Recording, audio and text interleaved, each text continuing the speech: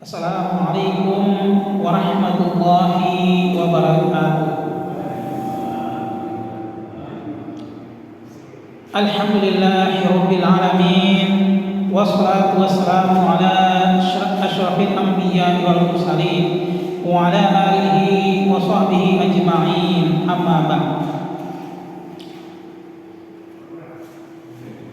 Hadirin sidang Yasin rahimakumullah. Alhamdulillah, puji serta syukur marilah kita panjatkan kehadiran Allah Rabbul Alamin yang sampai hari ini masih memberikan nikmat kesehatan jasadiah dan kesehatan nafsiah pada kita sehingga kita dapat melaksanakan perintah-perintahnya. Juga tidak lupa salawat serta salam marilah kita haturkan keharibaan Rasulullah Muhammad sallallahu alaihi wasallam beserta keluarga dan para sahabatnya. Hadirin sidang Yasin rahimakumullah. Pada tausiah tafsir surat Yasin ayat keempat yang disampaikan 2 pekan yang lalu,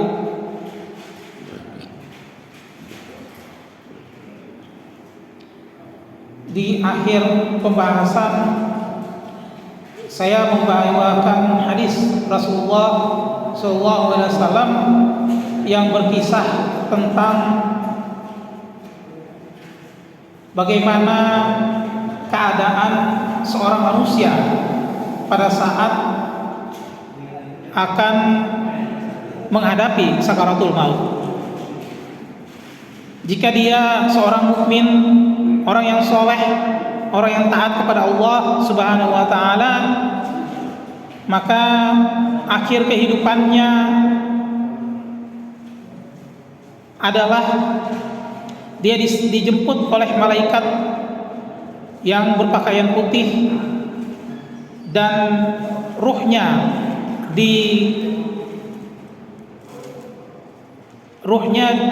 ditutup dengan kain kafannya juga yang berwarna putih, dan ditempatkan pada saat dikubur dia sudah diperlihatkan akhir kehidupannya kelak. Begitu juga sebaliknya bagi orang yang beramal buruk, yang ingkar kepada Allah, maka di akhir kehidupannya juga dijemput oleh malaikat yang berpakaian hitam. Maka biasanya orang-orang yang amalnya buruk sebelum meninggal dunia beberapa saat dia akan berkata banyak orang yang berpakaian hitam yang berada di sekitarnya. Itulah tanda amal buruk yang sering dilakukan olehnya semasa hidup. Begitu juga begitu dia ditempatkan di alam kubur, maka ditunjukkanlah oleh Allah akhir kehidupannya kelak. Dan seperti itulah keadaan mereka yang beriman maupun mereka yang ingkar dan kafir terhadap perintah-perintah Allah.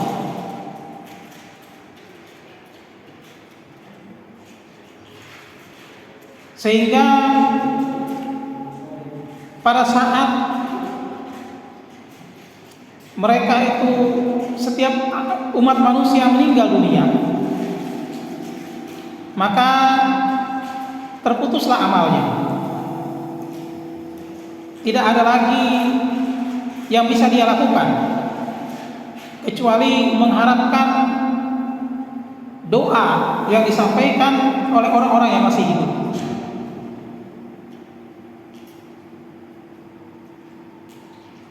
Di samping dia berharap dari amal ibadah yang pernah dia lakukan, amal jariah yang pernah dia keluarkan, dari anak yang soleh dan soleha yang dia tinggalkan, dia juga berharap doa dari orang-orang yang keluarga, saudara mereka yang masih hidup. Sehingga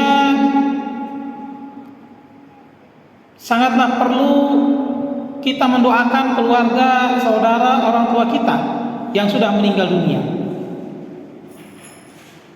Momennya bisa seperti malam ini pada saat berbaca Yasin, kita juga mengirimkan doa kepada mereka, saudara kita, keluarga, orang tua yang telah meninggal dunia, agar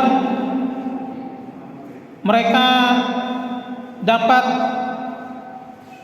dihapuskan sebahagian dosanya oleh Allah. Dan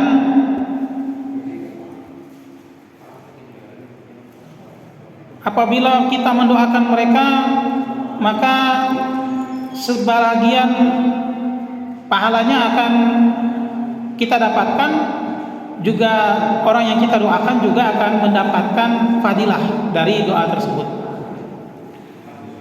Sehingga seperti itulah yang sangat penting kita lakukan setiap malam Jumat. Hadirin sekalian rahimakumullah, Rasulullah SAW bersabda, malaikat diciptakan dari cahaya, jin diciptakan dari nyala api, dan Adam diciptakan dari apa yang disifatkan bagi kalian. Hadis riwayat Muslim. Sementara syaitan adalah makhluk yang kafir dari bangsa jin atau manusia. Berdasarkan dalil-dalil baik dari Al-Quran maupun Sunnah,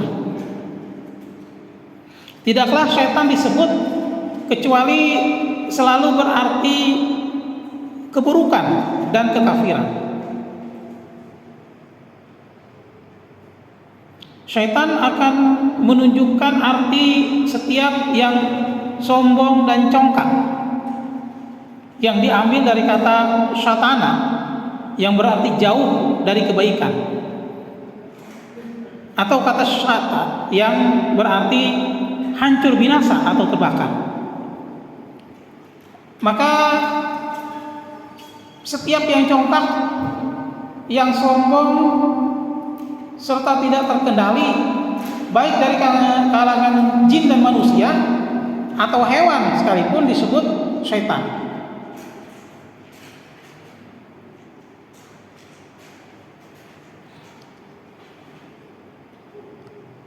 Hadirin sidangnya rahimakumullah,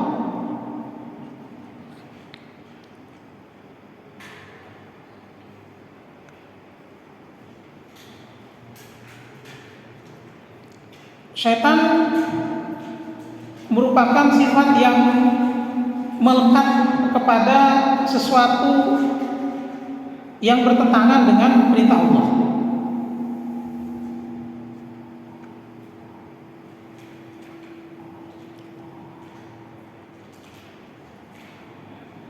Termasuk ke dalam syaitan adalah iblis dan para pengikutnya, di mana permusuhan antara manusia dengan syaitan telah menjadi sejarah yang panjang. Kalau dalam materi yang lainnya tentang qasasul anbiya, itu disampaikan diceritakan dari awal sejarah permusuhan antara manusia dengan iblis, dan permusuhan tersebut akan terjadi sepanjang masa sampai hari kiamat kelak.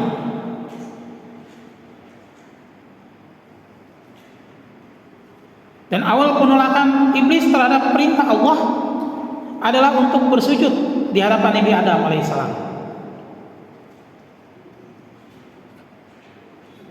Sehingga pada saat itu Allah berfirman, apakah yang menghalangimu untuk bersujud kepada Adam di waktu aku menyuruhmu, kata Allah. Maka iblis menjawab, saya lebih baik daripadanya. Engkau ciptakan saya dari api, sedang dia engkau ciptakan dari tanah.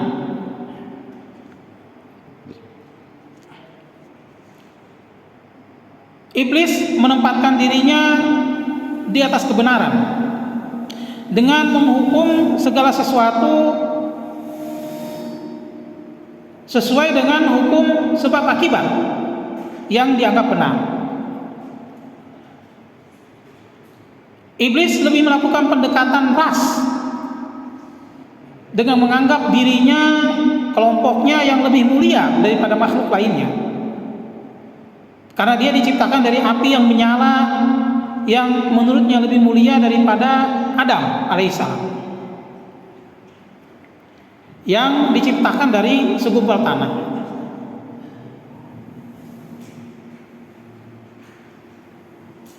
Maka kata Allah berfirman di surat Az-Zumar di ayat 60 yang artinya, dan pada hari kiamat kamu akan melihat orang-orang yang berbuat dusta terhadap Allah, mukanya menjadi hitam. Bukankah dalam neraka jahanam itu ada tempat bagi orang-orang yang menyombongkan diri?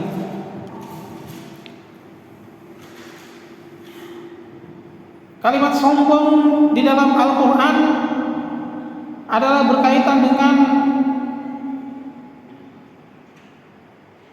menerima atau tidaknya perintah Allah, dan mau atau tidaknya mencontohkan Rasulullah Muhammad SAW. Seperti firman Allah di surat An-Nahl, sesungguhnya Allah tidak menyukai orang-orang yang sombong.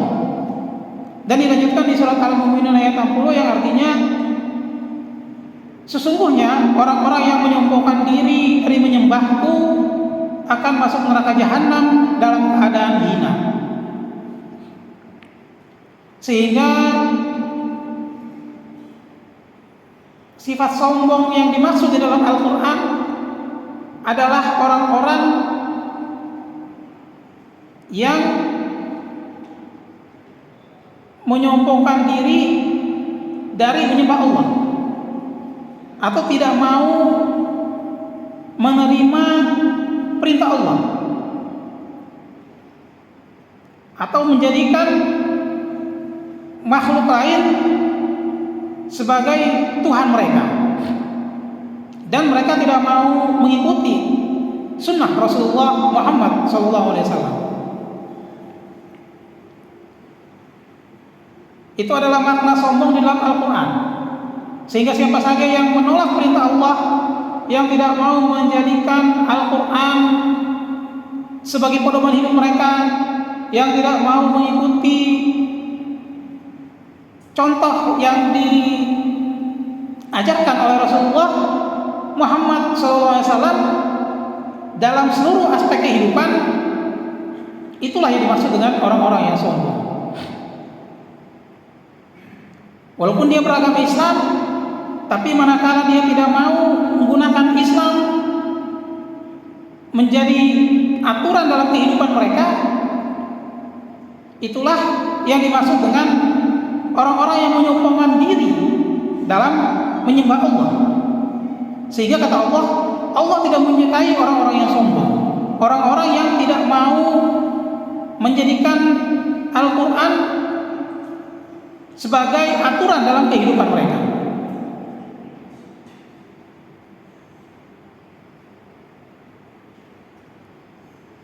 Sehingga begitu juga dalam hadis dikatakan orang yang sombong adalah orang yang tidak mau menerima kebenaran. Kebenaran itu dalam bentuk perintah Allah. Sehingga manakala ada ahli yang telah melakukan penelitian dan terbukti dari penelitian tersebut bahwa Allah adalah pencipta dari seluruh jagat raya ini, namun dia tidak mau beriman kepada Allah, maka itulah yang dimaksud di dalam surat An-Nahl, Allah tidak menyukai orang-orang yang sombong. Atau ada mereka yang menganggap bahwa hari ini sudah zaman modern,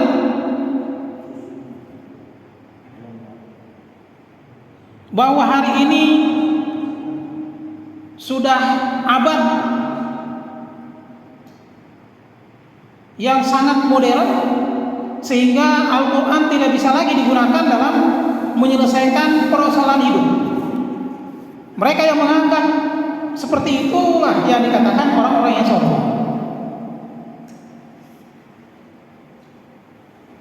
Dan mereka itulah yang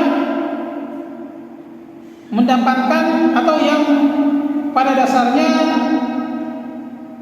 sedang digoda oleh syaitan.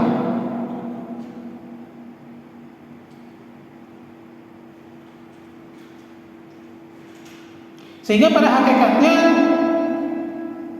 orang yang kerasukan syaitan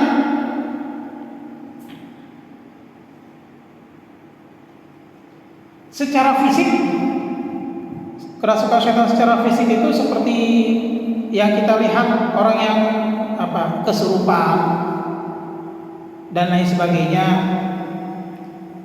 itu masih mudah untuk disembuhkan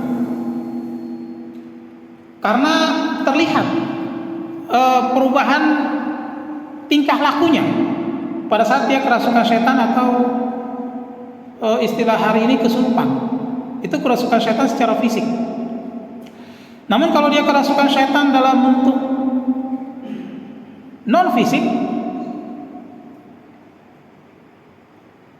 yakni tidak mampu mengendalikan hawa nafsunya, dia tidak mau menerima Al-Quran sebagai petunjuk dan pedoman hidupnya, maka orang-orang tersebut sebenarnya juga kerasukan syaitan, bukan dalam makna yang fisik. Dan sebenarnya yang sangat berbahaya adalah orang-orang yang kerasukan syaitan seperti itu, sehingga tidak bisa atau tidak menyadari kalau dirinya sedang kerasukan syaitan. Dan orang yang melihat juga seakan tidak sadar bahwa dia kerasukan syaitan.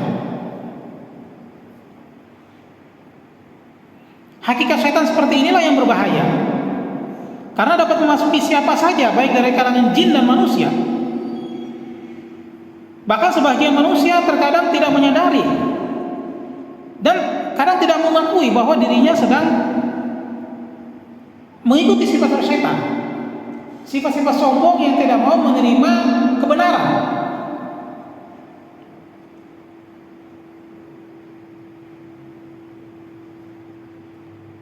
Walaupun bahasa sombong dalam istilah manusia, bukan istilah Al-Quran, lain lagi. Pada saat orang jalan tidak mau negur, dibilang ih sombong kan? Tapi itu bukan hakikat sombong di dalam Al-Quran. Pada saat ada orang tua duduk, kemudian anak yang lebih muda jalan tidak permisi, dikatakan ih sombong. Ya itu adalah istilah sombong dalam etika pergaulan, tapi bukan sombong yang dimaksud di dalam Al-Quran. Karena sombong yang dimaksud di dalam Al-Quran adalah orang yang tidak mau menerima kebenaran. Walaupun dia jalannya sopan, permisi, selalu menegur orang, tapi dia tidak mau menjadikan Al-Quran sebagai pedoman hidupnya, tidak mau menjadikan Al-Quran untuk menyelesaikan persoalan hidupnya dalam kehidupan sehari-hari. Itulah orang yang sombong yang dimaksud di dalam Al-Quran. Dan kesombongan seperti itulah yang ditakuti oleh Rasulullah Muhammad SAW. Karena hari ini berapa banyak manusia yang merasa bahwa Al-Quran sudah tidak zaman, sudah ketinggalan zaman. Ajaran Islam sudah menjadi kuno. Menutup aurat merupakan sesuatu yang ketinggalan zaman. Seseorang yang menikah tanpa melalui proses pacaran katanya seperti zaman Siti Nurbaya. Itulah sebenarnya yang dimaksud sombong di dalam Al-Quran. Mereka menganggap bahwa Allah sudah ketinggalan zaman. Pada saat mereka bilang Al-Quran, aturan Islam ketinggalan zaman, pada dasarnya mereka mengatakan Allah ketinggalan zaman. Sehingga itulah orang-orang yang sombong yang dimaksud di dalam Al-Quran.